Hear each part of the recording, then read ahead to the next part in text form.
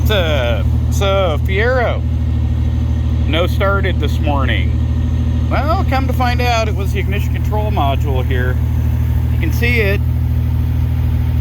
The Hall effect pickup for the injectors and your spark, that plug right there, completely rusted.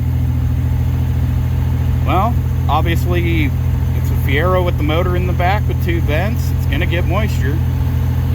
This is not the original, by the way. Luckily, I had a spare.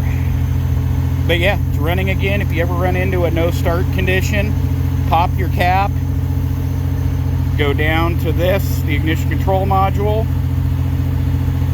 It's just Phillips, get the cap off, get down to it, unplug the two connectors.